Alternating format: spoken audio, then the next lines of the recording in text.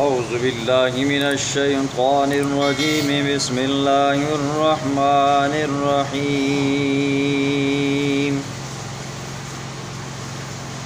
وما ارسلنا فی قریۃ من نبی الا اخذنا اہلہا بالبأساء والضراء لعلہم یضرعون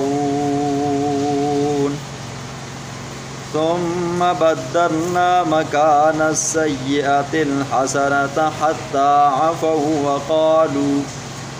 وقالوا قد مس آباءنا الضراء والسراء فأخذناهم بغتة وهم لا يشعرون ولو أن أهل القرى آمنوا واتقوا لفتحنا عليهم بركات من السماء والأرض ولكن كذبوا فأخذناهم بما كانوا يكسبون صدق الله العظيم۔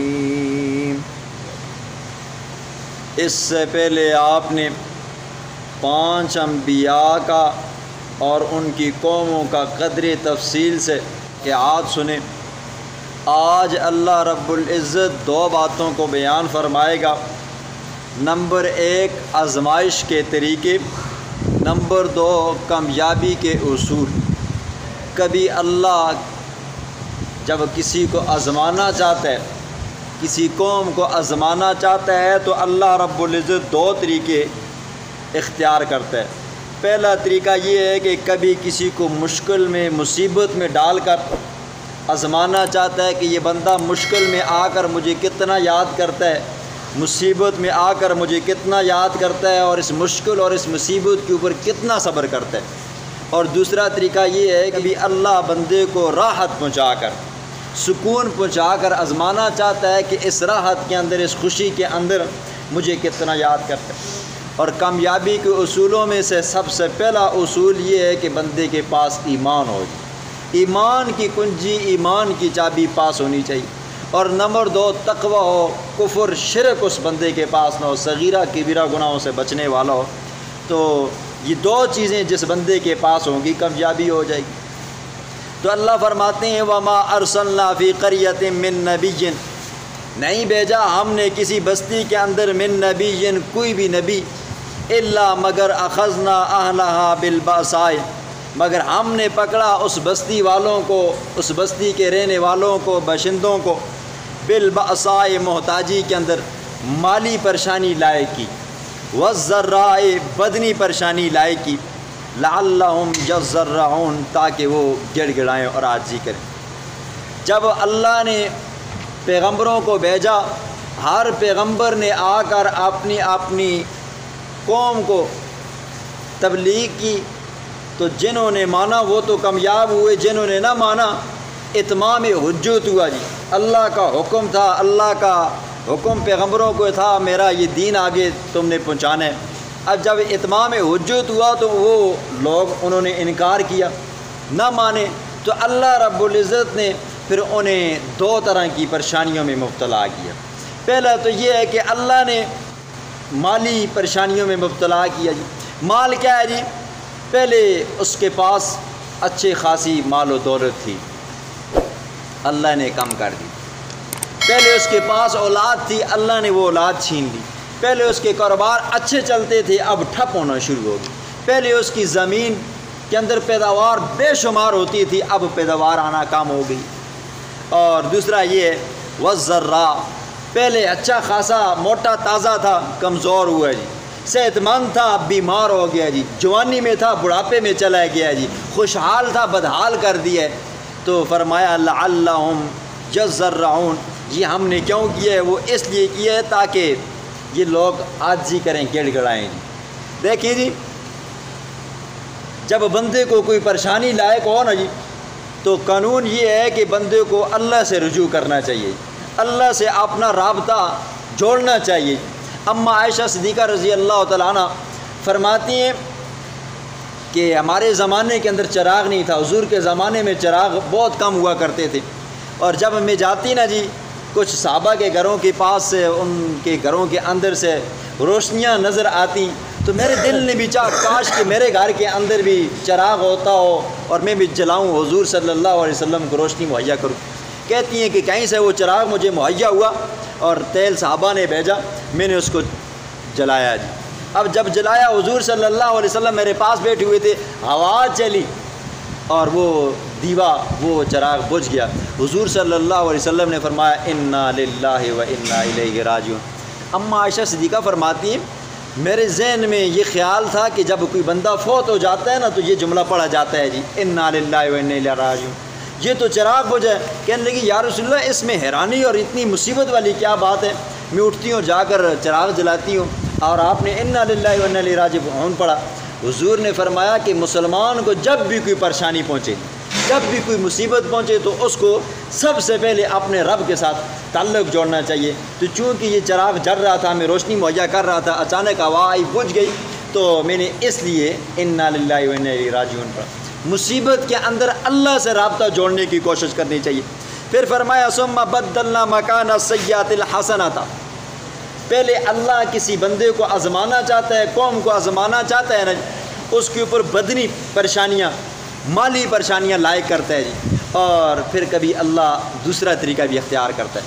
پہلے بندہ بدحال تھا، غریب تھا، امیر بنایا، مال و دولت نہیں تھا تو مال و دولت دے دیا جی، جائیدادیں نہیں تھی جائیدادیں تھی، اولاد نہیں تھی بے شمار قسم کی اولاد دی، پیداوار کم ہوتی تھی پیداوار کو بڑھا دیا جی، بدحالی تھی تو خوشحالی لے کر آیا۔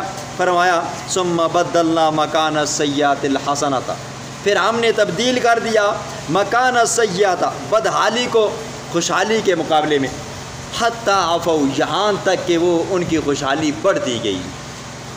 ابتداءً مال نہیں تھا تو اللہ نے مال دے کر آزمایا جی۔ کوئی بندہ غریب ہو نا، یہ اچانک امیر ہو جائے نا جی، تو آپ دیکھو نا جی، وہ بندہ اگر اپنی اوقات بھول جاتا ہے نا تو اللہ اس بندے کو آنن فانن ٹھپ کر دیتا ہے جی، اور اگر اوقات نہیں بھولتا نا تو اس بندے کو پتہ ہوتا ہے مجھ پر یہ غربت کا زمانہ گزرا ہے، اور وہ بندہ سوچ سمجھ کر مال خرچ کرتا ہے۔ جو بھی چیز اللہ نے اسے دی ہے تو وہ اللہ کے راستے میں اس حساب کتاب سے خرچ کرتا ہے۔ تو اللہ فرماتے ہیں حتی عفوا، جہاں تک کہ پھر وہ بندہ جو خوشحال ہوتا ہے اللہ اس کے مال کو مزید بڑھاتے رہتے ہیں۔ پھر کیا ہوتا ہے وقالوا قد مس آباءنا الضراء والسراء، پھر ایسے لوگ نافرمان قسم کے لوگ، انکاری لوگ، ضدی لوگ، وہ یہ کہا کرتے ہیں نا جی یہ کوئی نئی بات نہیں ہے جی، ہمارے باپ دادے ہوتے تھے جی، وہ بھی کبھی امیر ہوتے تھے کبھی غریب ہوتے تھے، پہلے ہم غریب تھے آج امیر ہو گئے، کل کا کیا پتہ ہے جی، کل تم امیر تھے آج غریب ہو گئے، آج مجھے اللہ نے دے دی ہے، یہ اتار چڑھاؤ لگا رہتا ہے جی، کل تم نے امیر ہونا ہے آج میں امیر ہو گیا ہوں جی، یا کل تم پریشان بیمار تھے اور آج کیا ہے جی ہم پریشان بیمار ہیں، کل تمہیں خوشیاں ملتی تھیں آج مجھے خوشیاں مل رہی ہیں۔ تو وہ ناشکرہ بندہ یہ کہتا ہے کہ یہ اللہ کی طرف سے جو مال دیا ہے یہ اوپر سے اتار چڑھاؤ چلا رہتا ہے جی، یہ زمانے کا دستور ہے جی، آج زمانہ ایئر کنڈیشن کا ہے، اے سی کا ہے تو اللہ نے اے سی دے دیا جی، آج زمانہ گاڑیوں کا تھا اللہ نے گاڑیاں پجارو دے دی، پچھلا جو زمانہ تھا وہ سائیکلوں کا تھا، موٹر سائیکلوں کا تھا، تو ان لوگوں کو تو بندہ اپنی اوقات بھول جاتا ہے۔ فرمایا فَأَخَذْنَاهُمْ بَغْتَةً، بس ہم نے پکڑا ایسے لوگوں کو بغتتاً اچانک، وَهُمْ لَا يَشْعُرُونَ، انہیں پتہ بھی نہیں تھا کہ یہ اللہ کا عذاب آ کیسے گیا جی۔ بندے کے پاس جب مال زیادہ ہو جاتا ہے نا جی، دولت زیادہ ہوتی ہے، بندہ اس گھمنڈ میں ہوتا ہے یہ ہمیشہ اس نے میرے پاس رہنا ہے جی، تو بندے کو یہ تو نہیں پتہ ہوتا اللہ کا عذاب آتا ہے آنن فانن ختم ہو جاتے ہیں۔ اللہ فرماتے ہیں پھر ہم اس بندے کو اچانک پکڑتے ہیں۔ وَلَوْ أَنَّ أَهْلَ الْقُرَىٰ، دوسری بات کامیابی کا اصول، وَلَوْ أَنَّ أَهْلَ الْقُرَىٰ، اور اگر اہل قرآ بستی والے آمنوا ایمان لے آئیں اور واتقوا اور خوف خدا رکھیں، اللہ سے ڈریں اور صغیرہ کبیرہ گناہوں سے بچیں، فرمایا لَفَتَحْنَا عَلَيْهِمْ، البتہ ہم کھول دیں گے ان کے اوپر برکات من السماء، آسمان سے برکتیں، والارض اور زمین سے برکتیں جی۔ جب بندہ اللہ کی طرف رجوع کرتا ہے نا جی، بندے کے اندر کتنے ہی گناہ کیوں نہ ہو جی، بندہ کتنا ہی گناہ گار کیوں نہ ہو، اللہ فرماتے ہیں جب اس کا تعلق مجھ سے جڑتا ہے جی، اس کا ایمان مضبوط ہوتا ہے، صغیرہ کبیرہ گناہ معاف کرواتا ہے، تو فرماتا ہے اللہ میں آسمان سے اس بندے کے لیے برکتیں اتارتا ہوں۔ آسمان سے کیا ہوتا ہے جی؟ بارشیں برستی ہیں، زمینیں ہری بھری ہوتی ہیں جی، فصل لہلانے لگ جاتے ہیں، پیداوار کے اندر اضافہ ہو جاتا ہے جی، والارض زمین دگنی چگنی پیداوار دے دیتی ہے۔ دیکھیں جی کتنے دن ہو گئے ہیں جی بارشیں نہیں برس رہی ہیں، ہر بندہ پریشان ہے جی، اور اللہ ماشاء اللہ کوئی ایسا علاقہ ہو جہاں پر نماز استسقاء پڑھی گئی ہو۔ اور پھر نماز استسقاء کی بھی ایک بات بتاؤں جی، پچھلے سال آپ کی یہاں پہ نماز استسقاء پڑھی گئی اور لوگ وہاں پہ جاتے ہیں نا جی اور پھر واپس آتے ہیں، تو اگر ان سے بات کی جائے نا تو میں نے ایک سے پوچھا، کہا استاد جی فلانا بڑا گنہگار بندہ ہے، کہنے لگے استاد جی فلانا بندہ بڑا گنہگار ہے جی، بارشیں ہی نہیں ہونی ہیں۔ او بھائی آپ کو کس نے وکیل بنایا ہے؟ اللہ نے آپ کو وکیل بنایا ہے کہ فلاں کی ٹو میں لگے رہو، فلاں شراب پیتا ہے، فلاں زنا کرتا ہے، فلاں نماز پڑھتا ہے، فلاں۔ آپ کو اپنے اعمال کا حساب کتاب دینا ہے جی۔ نماز استسقاء ہوتی یہی ہے کہ بندہ اپنے گناہ کو خدا کے سامنے رکھے، اے اللہ میں ہی گناہ گار ہوں، میری وجہ سے یہ بارش رکی ہوئی ہے۔ ہر بندہ جب یہ بندہ اپنے گناہ کو سامنے رکھ کر اللہ سے دعا مانگے گا تو اللہ قحط سالی کو ختم کر دے گا جی، اللہ ہر فراوانی اس کے اوپر شروع کر دے گا۔ جب بندہ دوسرے کا وکیل بن جاتا ہے نا تو اللہ کہتے ہیں تجھے کس نے ٹھیکیدار بنایا جی؟ تو پھر وہ بندہ اس کو گناہ گار شمار کرتا ہے اور اپنے آپ کو بڑا معصوم سمجھتا ہے۔ اور جو لوگ اپنے آپ کو بڑے معصوم سمجھتے ہیں نا جی، ہم بڑے معصوم ہیں یا بنے بنائے ہوتے ہیں، وہ ہر وقت 24 گھنٹے تسبیح مارتے رہتے ہیں اور اوپر سے صوفی ہوتے ہیں، اندر سے پورے ہوتے ہیں، اندر سے پورے کوفی ہوتے ہیں، اور چھپ چھپا کر اتنے بڑے گناہ کرتے ہیں۔ جو بیچارہ اعلانیہ گناہ کرتا ہے اس سے کئی گناہ کرتے ہیں اور کہتے کیا ہے جی یہ بڑا گناہ گار ہے جی، اپنی وہ چور کی داڑھی میں تنکا ہونا جی تو اس کو تو وہ نظر نہیں آتا۔ تو فرمایا فتحنا علیہم برکات من السماء، آسمان سے ہم برکتیں نازل کرتے ہیں اور زمین کے اندر سے بھی برکتیں آتی ہیں۔ ولیکن کذبوا فاخذناہم، لیکن جنہوں نے جھٹلایا میری آیات کو، میرے احکامات کو، پھر ہم ان کے ساتھ اور سلوک کرتے ہیں۔ فاخذناہم بما كانوا یکسبون، بس ہم ان کو پکڑتے ہیں بسبب اس کے کہ وہ جو کماتے ہیں۔ افامن اہل القری ان یاتیہم باسنا بیاتا وهم نائمون، کیا یہ لوگ امت محمدیہ کے لوگ، مکہ کے لوگ اس بات سے بے خوف ہو چکے ہیں کہ اللہ کا عذاب نہیں آئے گا؟ یاد رکھو اللہ کا عذاب اس وقت بھی آیا تھا کہ لوگ سوئے ہوئے تھے، چاش کے وقت بھی آیا تھا، لوگ کھیتی باڑی میں لگے ہوئے تھے۔ آپ نے پچھلی قوموں کا حال سنا تھا، فرمایا ہر وقت خوف خدا دل میں ہونا چاہیے، ہر وقت خوف خدا دل میں ہونا چاہیے، ہر وقت اللہ کے دربار میں حاضری کی یقین دہانی ہونی چاہیے۔ فرمایا افامن اہل القری ان یاتیہم باسنا بیاتا وهم نائمون، میرا عذاب تو اس وقت بھی آیا جب لوگ بالکل دنیا سے بے خبر ہو کر سوئے ہوئے تھے۔ اور اوامن اہل القری ان یاتیہم باسنا ضحی وهم یلعبون، چاش کے وقت آیا تو لوگ اس وقت کھیل رہے تھے۔